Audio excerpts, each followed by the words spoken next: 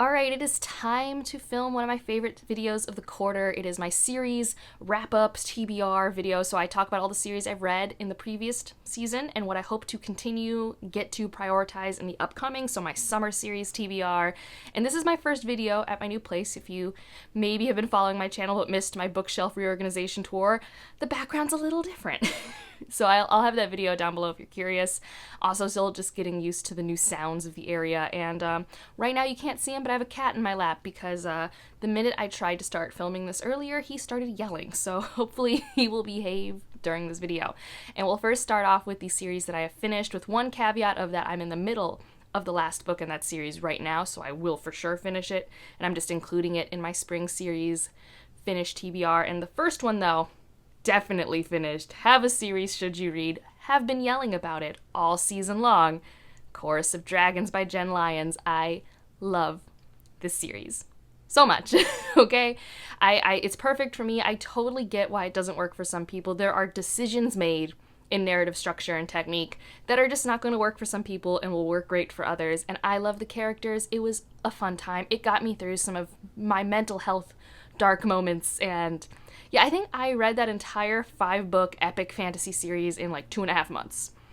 And even by my standards, that's pretty fast. Like, I'm a pretty fast series reader, but I read the first 3 books of that in 1 month, and I haven't done that, in years.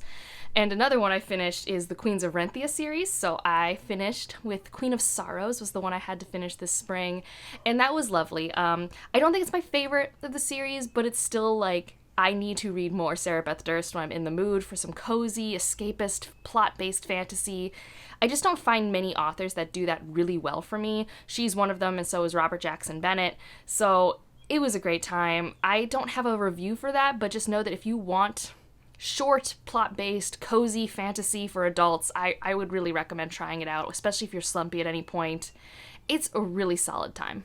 And the last one we're talking about is like the technical cheat, but I'm over halfway through it, so I'm for sure finishing it soon-ish within the next week or so, and that's the 3rd book in the Resonance trilogy, one of the kind of smaller indie published sci-fi trilogies I've been working on for the last year. This is the 3rd one, Dark Stars. It's just got a lot of the trappings that I enjoy in sci-fi things. I mean, there's rebellion, there's resistance, there are different alien species, there's a lot of mysteries, lots of found family.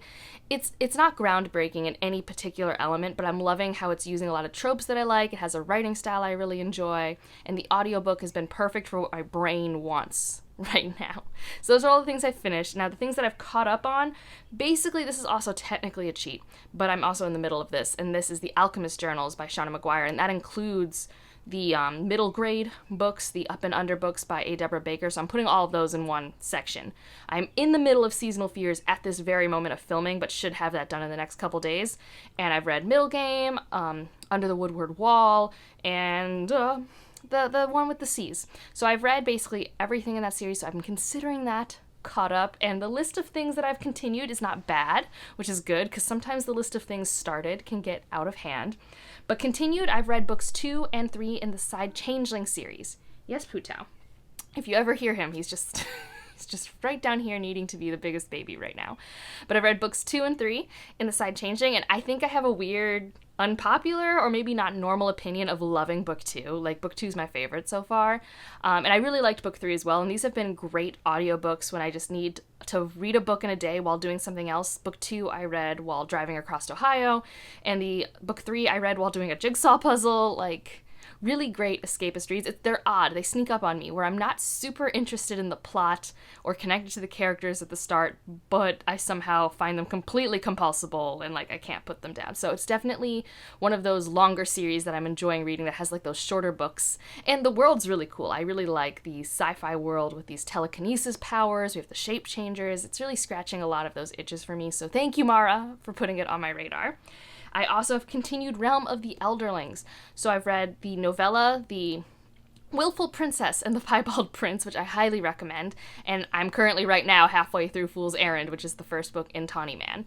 And I'm enjoying it. I like that Fitz is older in this series. I think one of my gripes about Fitz in Farseer is that he's just young, and because he's young, he's making realistic decisions for a young one to make, especially one in his position of power and all the politics. Like, everything done with Fitz is usually pretty accurate and very relatable, but sometimes, like, there are cringy moments or moments of you just want to slap him a little bit. Just like, you need to do this thing. Stop dragging your feet, Fitz. Just stop. And that's happened a little bit in this, but for the most part, I've actually liked it a fair bit.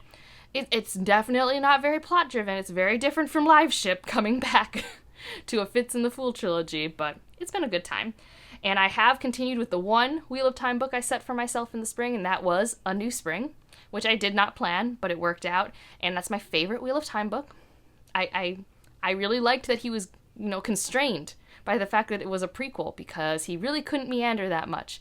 And I love that it focused on interpersonal relationships. I really liked watching two really strong women be friends and on the same side and communicate. Like, I don't ask for a lot. I truly don't. And the fact that we finally have proven to me that, oh yes, he has always been capable of this type of character work, he's just chosen to do a different approach, is actually a little frustrating, but that's my second to last Robert Jordan to read in Wheel of Time. And I also read the second Murderbot book, Artificial Condition. This was the one I did with audio, the first one I read physically. And I like the audiobook narrator. I might do the third one audio. I might physically read it. Who knows? I haven't read the third one yet, but the second one was fun. I see why everyone really likes a character that's introduced. The dynamics between those two was really interesting. They definitely fill this void of just like a TV show episode for me. I love some good standalone sci-fi TV, and it definitely fills that episodic void that I haven't really filled with TV in a long time. So I'm thinking the more episodic episodes of Doctor Who or Star Trek, like, it fills that type of void for me of like, here's a 50-minute to an hour and a half thing with characters you love, but the story will be complete by the end of it, and it's nice. In terms of things that I have started, well, some of these I won't continue, and some of them I will continue, just not right away. The one that I'm not sure if I'll continue is Children of Time, and I liked Children of Time quite a lot. I think I gave it 4 stars or 4.5 stars. It was a very good thought experiment, very good generational space opera sci-fi, studying, how humans evolve in the future and how the acceleration of the evolution of these spiders on this planet could lead to different societal structures and issues. I liked that.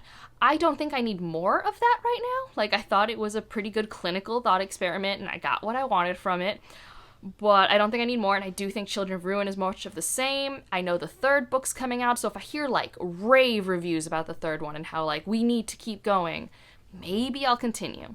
Never say never, but for right now, I'm good. I'm good for the moment. I also started the Sentinel cycle, which I do want to read more of, and maybe it'll be a mistake, but I'm thinking of reading more of it in the fall, which is closer to election season in the United States. And this is about this type of election process where Sentinels, I think, have 100,000 people, and they each have their own micro-democracy, and we are on the eve of this huge election, and it's very espionage, thriller, action movie vibes. And it grew on me. This was a slow burn, grew on me. It's got a really good lens on global politics. And I think the second book follows a character that was introduced in the first book that I really liked. So I'm excited to see that pivot and see what happens. And I have read 2 Octavia Butler. I've read the beginning of the Xenogenesis series, which is Dawn, which is very disturbing, but very interesting. Like, It's definitely very timely, too, in terms of body autonomy and things like that. Definitely worth a read. And I also read Parable of the Sower, which I had a conversation on Aaron's channel, Booked and Busy with Tammie and Aaron, and you should check it out. Because even though I liked it the most, I think I gave it 4 stars, and they gave it, I think, each 2 stars, we had a fantastic discussion, because that's the one thing you can always take away from an Octavia Butler, is just a lot of stuff to pick apart, and especially discussing some very intentional decisions the author makes with some uncomfortable interpersonal dynamics that are in every single one of her stories, in my opinion. So that was a really good time. I'm glad I finally read it. I feel like besides Kindred, Parable of the Sower was like the big Octavia Butler that I haven't read yet that everyone else seems to have read. So definitely getting some Butler off the list. Another sci-fi series I started is the Foreigner series, and I have mixed thoughts on this first book. I want to finish the first arc. So there's like 20-some books in this series, but each 3 is its own arc, I believe. So it's like broken into trilogies. And I want to push through because so many people I know really love this world. And I think the first book just had a lot of the plot tropes that I don't love. It's obvious that this book inspired A Memory Called Empire. Like, painstakingly obvious. The themes and the plot points, like, there's a lot of overlap. It's its own thing, but the overlap is just so striking, and I just love A Memory Called Empire a lot more, and this emphasized the parts of Memory Called Empire that I don't love, and so it was a hard reading experience for me. I was not as interested as I should have been. Like, I knew I should have cared more, but for some reason, I just really wasn't there.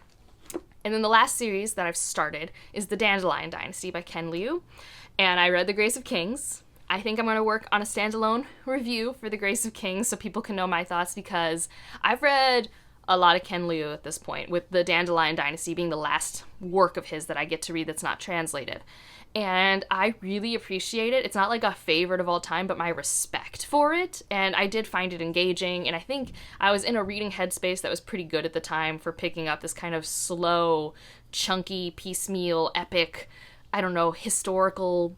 It's a starter book. You can tell it's a starter book for something greater. And it's an interesting way to do a setup book. And I'm not always big on setup books, but sometimes I am. Like, Way of Kings is one of my favorite setup books, you know.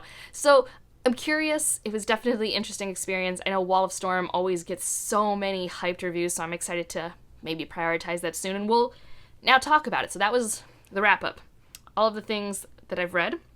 And now let's get into the summer TBR of the possibilities. And this is always just a list of possibilities. I just like to recontextualize things onto my radar because, you know, every 3 or 4 months, I might not have touched stuff in my previous TBR, or maybe it's been a couple seasons since I've touched a series and I need to decide if I'm DNFing it or not.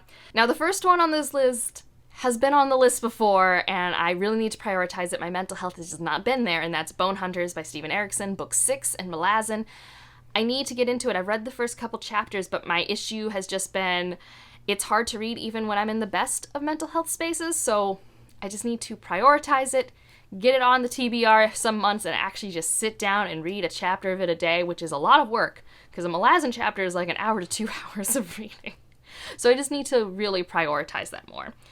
Similarly, I have one more Robert Jordan book to read in Wheel of Time, and I want to do that this summer. And if that's the last Wheel of Time book I read this year, that's okay. Like, I'm trying not to push myself, but I have one more. I think it's Knife of Dreams or something like that.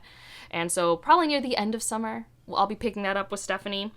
Realm of the Elderlings, I need to finish Fool's Errand, and if I have time, I would like to read, is it The Golden Fool or something? I don't know, the second book in that series, but I'm not going to be too strict on it since this has been such a late spring, early summer of me reading Fool's Errand.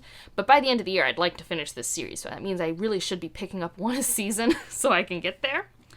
The Earthseed duology, I for sure will be finishing that within the next week or so because we have our live show discussion on Aaron's channel for the next book, which if there is a link, I'll try and link that down below. If not, just Aaron's channel, Booked and Busy, will for sure be linked, so you can at least keep an eye out over there. I believe we're doing, maybe it's next Saturday. It might be the Saturday after you're seeing this video, actually, which means I really need to pick that book up. But regardless, they're usually short, really readable. I will be getting to that soon. And similarly, I need to get to, I think it's Imago, the second book in Xenogenesis. I usually do like marathoning Octavia Butler series because although they typically have time jumps between each book, I've never read a series by her so far where it's like continual narrative connection between books. It's more like continual thematic ideas. We're building on the world building of the previous book, etc. See Pattern Master, where like you literally maybe have one character that's in 2 of the books. You generally are just more looking at a consistent world and thematic foundation than character or plot, if that makes sense. But I do want to get to the next one. Like I've already said, I want to get to the next one in Dandelion Dynasty, Wall of Storms. Like, yeah. Murderbot, I just want to keep kind of picking away at this when I'm in the mood. It's not like a high priority, but I need to get to the third one, which I don't think's the novel. I can't remember what the third one's called, but you'll have an image here. I always have Side Changeling on hand when I do need that, like, I don't know, romantic escape book. So I have the 4th one next, which I have no idea who it's about. I mean, I think I see a leopard on the cover, so I think I know which clan I might be with, but no idea which character. And Daughter of the Moon Goddess. So this is a series that I'm going to be starting. The first book of, I know I'm supposed to be buddy reading at the end of this month, which I, again, haven't picked it up yet. My reading's been a little all over the place. And one that I'm actually did pick up, which, should I have picked it up? Should I be prioritizing other things? Who knows? But Lachlan's by Robert Jackson Bennett. It comes out, like, I think either the day you're seeing this or the day after you're seeing this, and I am so excited, especially since I've been wanting some like plot driven, I want to keep reading this books, and usually Robert Jackson Bennett delivers on that for me, and so far he has. Like, I've just easily read 80 to 90 pages this morning, which is not normal for me in one sitting, especially on a Sunday morning, which is when I'm filming this, so I can't wait. And then some other ones that will probably be started, Mistborn Era 2, keep your eyes out, there's going to be an announcement video for that soon, but I'm at the end of summer, because I do things by, you know, the equinoxes, I guess. I think so in like August, I'll be starting Mistborn Era 2, so that counts for this. I also want to get to Louise Erdrich, which is normally like a summer author for me, and I have Plague of Doves, and that's like kind of technically the start of a trilogy, which in literary space, trilogies are very different than SFF, but I still wanted to put it here. And then for the Space Science Book Club, we will be reading Amari, and I don't think the second book's out yet, but is coming out this fall. So if I really like Amari, I can get to the next one in the fall, so it'd be great to read this summer. And I've been wanting to read more middle grade this year, and currently I've only read Ront 1, so this would be a good way to continue prioritizing that. So that's the really long list of potential things. Will it all happen? No. For sure it won't. But I'm happy that I'm actually picking up more sci-fi series, that I've been continuing and closing series. Like, nothing feels like I've really dropped the ball, except for Bonehunters. I really, really need to, by the time I'm filming this next version of this video, have finished Bonehunters. So that's it for this one. Let me know what series you're hoping to read this summer. What's one that you really want to finish soon or need to pick up again? If you just want to leave an emoji to let me know you're here. Oh, I don't know. Leave a plant for the Earthseed duology, because that is actually the one I think I want to finish next. And otherwise, like if you liked it, subscribe if you want to, and I'll see you in the next one. Bye.